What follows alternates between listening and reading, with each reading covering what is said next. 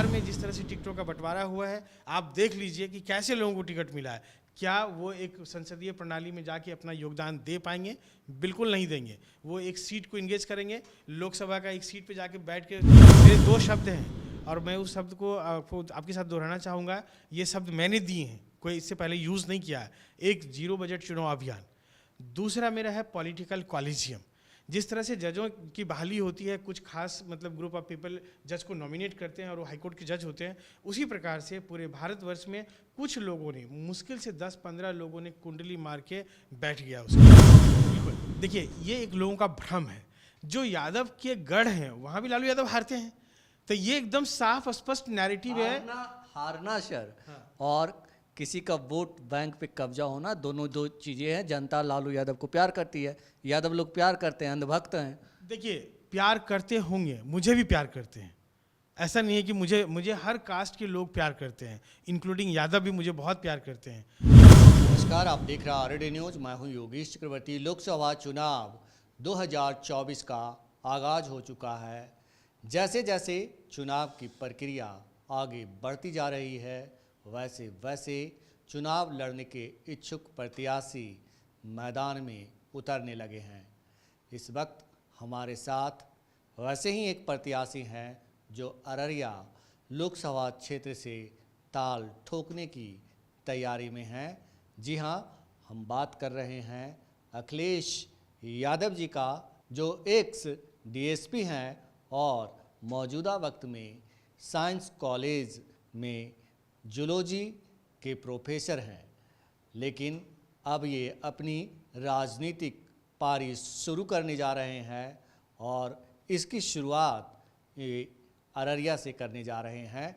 आइए हम इनसे बात करते हैं और जानने की कोशिश करते हैं कि आखिर क्या वजह है कि अररिया से ये चुनाव मैदान में उतरना चाहते हैं। अखिलेश यादव जी, आप ये बताएं कि जिस तरह से अररिया में अभी बीजेपी ने तो अपने उम्मीदवार की घोषणा कर दी है, महागठबंधन की ओर से कई नाम सामने आ रहे हैं, और आप जो है क्यों अररिया से ताल ठोकना चाह रहे हैं? देखिए, सबसे पहले तो योगेश जी धन्यवाद, और आपके संपूर्ण टीम को बहुत बहुत धन्यवाद कि आप मुझसे बात करना चाह रहे हैं। और बहुत ही अच्छा मुद्दा उठाया आपने कि मैं अररिया से क्यों ताल ठोक रहा हूँ। तो देखिए, चुनाव लड़ने के कई कारण हैं, लेकिन अररिया से मैं क्यों चुनाव लड़ रहा हूँ, तो उसके पीछे मैं एक छोटी सी बात आपको कहना चाहूँगा कि आप मीडिया से हैं, साहित्य को भी जानते होंगे। तो आज से समझिए कि 70 वर्ष पूर्व 50 के दशक में फणीश्वरनाथ रेणु, जो विश्वविख्यात साहित्यकार हैं, उनकी एक उपन्यास आपने पढ़ी होगी, मैला आंचल। तो अब समझिए कि वो जो अंचल है, वो उस अंचल को जो हम बिलोंग करते हैं उसका नाम ही रखा गया मैला आंचल।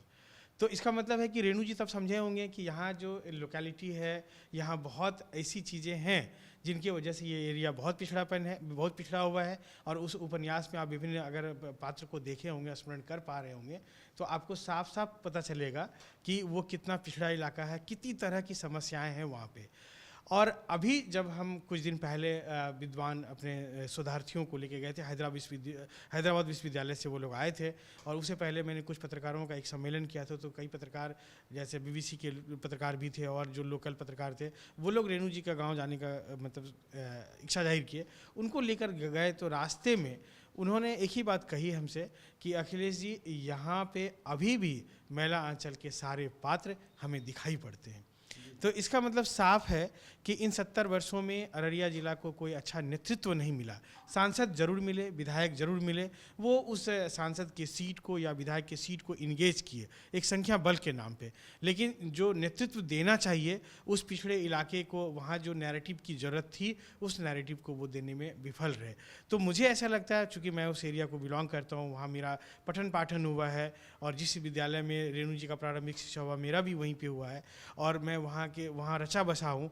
तो मेरे मन में एक अरमान है कि आज मेरे अंदर अगर सामर्थ्य है तो मैं एक नैरेटिव सेट करूं और अररिया जिला को पूरे विश्व के मानचित्र पर लेकर आऊं।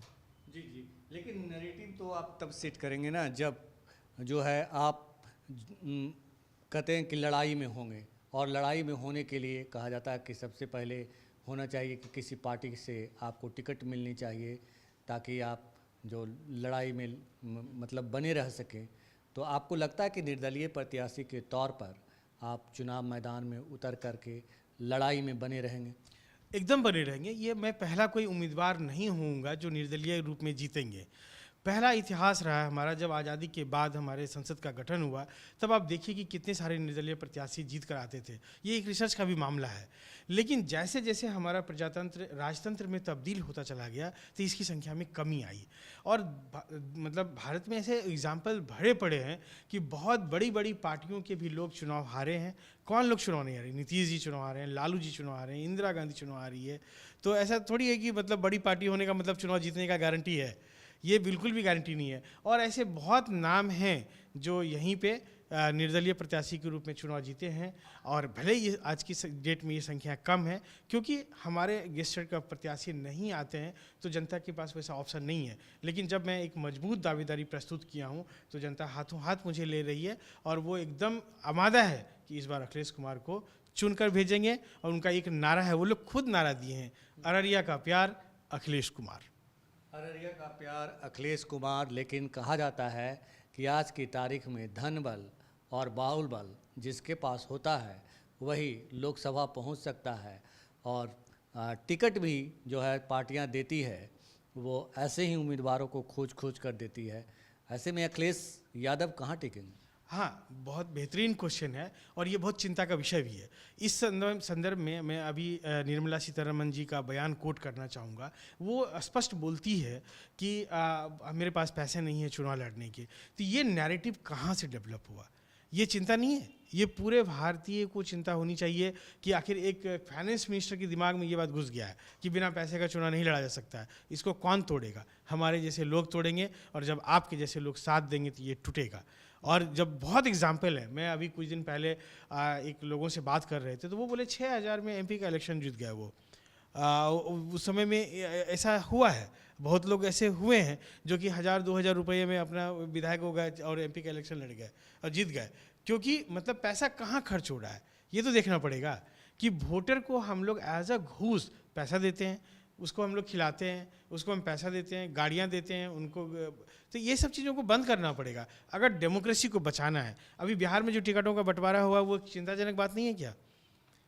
बहुत चिंतनीय है। ये लोकतंत्र के ऊपर मतलब प्रहार है, और इस प्रहार के लिए हम लोग जैसे लोग ढाल। ये भी है अखिलेश जी कि जिस देश का जो फिनांस मिनिस्टर हो वो कहता हो कि हमारे पास चुनाव लड़ने के पैसे नहीं हैं और उसकी पार्टी को 80 अरब का इलेक्टोरल बॉन्ड से चंदा मिलता हो, तो ये भी तो चिंता की बात है।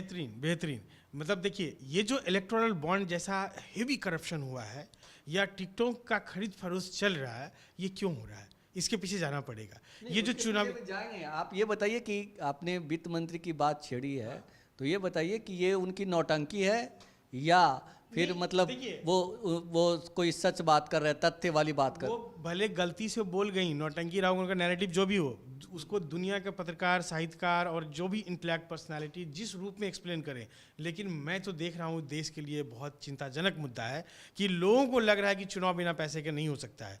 और ये होने की वजह से लोगों को एक प्रतिनिधि सही का नहीं मिल रहा है। अभी बिहार में जिस तरह से टिकटों का बंटवारा हुआ है, आप देख लीजिए कि कैसे लोगों को टिकट मिला है। क्या वो एक संसदीय प्रणाली में जाके अपना योगदान दे पाएंगे? बिल्कुल नहीं देंगे। वो एक सीट को इंगेज करेंगे, लोकसभा का एक सीट पे जाके बैठ के दबा के बैठ गए, एक सीट को इंगेज कर लेंगे। लेकिन जो संसदीय प्रणाली, जिस परिकल्पना से हमारी संसद की स्थापना हुई है, उसमें उनका जीरो योगदान होगा, या कह सकते हैं नेगेटिव योगदान होगा। तो ऐसे लोगों को हम चुन के भेजेंगे तो इसके अगेंस्ट लड़ेगा कौन? ये तो आप एज ए इंटेलेक्चुअल कह रहे हैं, पढ़े लिखे हैं, DSP रह चुके हैं, आज की तारीख में आप प्रोफेसर हैं, इसलिए आप ऐसी बातें कर रहे हैं। लेकिन अगर वोटरों की बात भी की जाए तो वोटर जो हमारी जनता है, आपकी जनता है, वो भी तो वोट ऐसे लोगों को ही देती है, चुनती है। हाँ, मतलब देखिए, वोटरों के पास ऑप्शन की कमी है। इसीलिए तो मैं आया हूँ एक नैरेटिव बनाने की अच्छे इंसान भी चुनाव लड़ सकते हैं, एथिकल चुनाव लड़ सकते हैं, सिद्धांतों के साथ चुनाव लड़ सकते हैं, और वो मतलब जो ये ताना बाना है उनके बियॉन्ड उसको चैलेंज करके चुनाव लड़ सकते हैं। मेरे 2 शब्द हैं और मैं उस शब्द को आपके साथ दोहराना चाहूँगा। ये शब्द मैंने दिए हैं, कोई इससे पहले यूज़ नहीं किया है। एक, जीरो बजट चुनाव अभियान। दूसरा मेरा है पॉलिटिकल कॉलिजियम। जिस तरह से जजों की बहाली होती है, कुछ खास मतलब ग्रुप ऑफ पीपल जज को नॉमिनेट करते हैं और वो हाईकोर्ट के जज होते हैं, उसी प्रकार से पूरे भारतवर्ष में कुछ लोगों ने, मुश्किल से 10-15 लोगों ने कुंडली मार के बैठ गया उसके ऊपर, और वही टिकट बांटेंगे, जिसको मन है उठा के डाल देंगे और वो चुनाव जीतेंगे। तो इसके अगेंस्ट लड़ना है हमें, और यही लड़ाई है हमारी। लोग इसको समझने लग गए हैं अब, और मुझे पूरा यकीन है कि अररिया की जनता जो है अखिलेश यादव क्या लालू प्रसाद यादव, तेजस्वी यादव के खिलाफ जंग छेड़ने जा रहे हैं? केवल लालू यादव, तेजस्वी यादव का मामला नहीं है। अब आप समझिए कि बिहार में टिकट कौन लोग बांट रहे हैं? सिर्फ 2 लोग बांट रहे हैं। एक जो लालू यादव हैं, जो इंडिया गठबंधन का टिकट डिसाइड करेंगे, और इंडिया गठबंधन का टिकट डिसाइड करेंगे नीतीश कुमार। ये 2 लोग, क्योंकि कांग्रेस और बीजेपी का कोई एक ऐसा लीडर नहीं है जो बिहार में टिकट को डिसाइड कर लेगा। अब उधर बंगाल चले जाइए, ममता बनर्जी करेंगी, यूपी चले जाइए, अखिलेश यादव करेंगे, और कांग्रेस बीजेपी के लिए तो एकदम श्योर है कि वो दिल्ली में 4 लोग हैं वही लोग करेंगे, 2 कांग्रेस से, 2 बीजेपी से, यही 4 लोग करने वाले हैं। और इधर लोकल पार्टीज में आप जोड़ लीजिए, लालू यादव, नीतीश कुमार, ममता बनर्जी, अखिलेश यादव, स्टालिन, नवीन पटनायक, ऐसे कुछ 10-15 नाम हैं, अरविंद केजरीवाल, ये 10-15 नाम हैं, और 4 लोग उधर नेशनल पार्टी का जोड़ लीजिए, 20 लोग हैं। ये 20 लोग हमारे 4000 से ज़्यादा विधानसभा का सीट को डिसाइड करते हैं, हमारे विधान परिषद की सीट को डिसाइड करते हैं, हमारे लोकसभा की सीट को डिसाइड करते हैं, हमारे राज्यसभा की सीट को डिसाइड करते हैं। ये बहुत बड़ा खतरा है, यहीं से डेमोक्रेसी नीचे की तरफ जा रहा है। इसके अगेंस्ट लड़ना होगा, आपको भी लड़ना होगा, हमें भी लड़ना होगा, देश की युवाओं को लड़ना होगा, और अररिया की जनता को लड़ना होगा। नहीं, लेकिन अखिलेश यादव कैसे लड़ेंगे? यादव जो है एक तरफा वोट करते हैं लालू यादव को, तेजस्वी यादव को, एक क्षत्र राज्य है उनका बिहार में। ये जो यादव समुदाय है वो और किसी को देखना नहीं चाहता, तो ऐसे में अखिलेश यादव कैसे टिकेंगे? बिल्कुल, देखिए ये एक लोगों का भ्रम है। जो यादव के गढ़ हैं वहाँ भी लालू यादव हारते हैं, तो ये एकदम साफ स्पष्ट नैरेटिव है। हारना सर, और किसी का वोट बैंक पे कब्जा होना, दोनों 2 चीज़ें हैं। जनता लालू यादव को प्यार करती है, यादव लोग प्यार करते हैं, अंधभक्त हैं। देखिए प्यार करते होंगे, मुझे भी प्यार करते हैं, ऐसा नहीं है कि मुझे हर कास्ट के लोग प्यार करते हैं, इंक्लूडिंग यादव भी मुझे बहुत प्यार करते हैं। और लोगों का ये कहना है कि इस बार कास्ट, रिलीजन, पार्टी, इन सारी चीज़ों के ग्रीड से ऊपर उठ के हम वोटिंग करेंगे और अखिलेश कुमार को हम चुनाव जिताएंगे। सब लोगों का एक ही कहना है कि अररिया का प्यार अखिलेश कुमार, और कुछ बोल ही नहीं रहे लोग उधर। जी। हाँ, अररिया का प्यार अखिलेश कुमार हैं।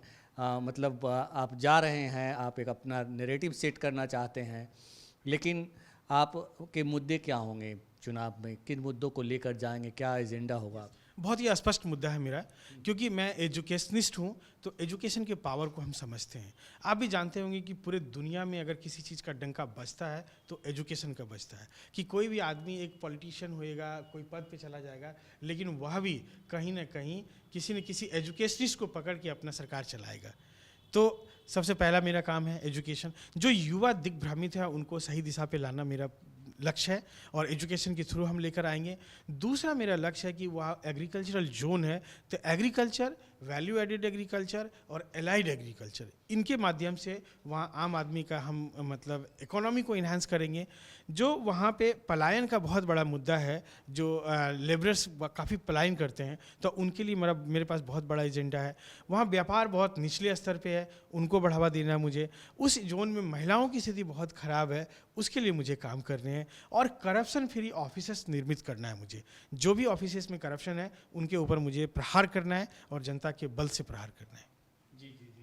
तो ये थे प्रोफेसर अखिलेश यादव, जो अररिया लोकसभा क्षेत्र से ताल ठोकने जा रहे हैं। इनका एजेंडा है एजुकेशन, और साथ में 0 बैलेंस से चुनाव लड़ना और जीत करके दिखाना। अब देखना है अखिलेश जी को 2024 के लोकसभा चुनाव में कितनी सफलता मिलती है। हम तो शुभकामनाएं देते हैं कि ये जीत के आएँ, और प्रोफेसर हैं तो लोकसभा में अपनी आवाज़ें बुलंद करें। फिलहाल इतना ही। आप हमें फेसबुक पर फॉलो करें, यूट्यूब पर सब्सक्राइब करें, लाइक करें, शेयर करें और कमेंट कर अपना सुझाव और विचार जरूर दें। धन्यवाद।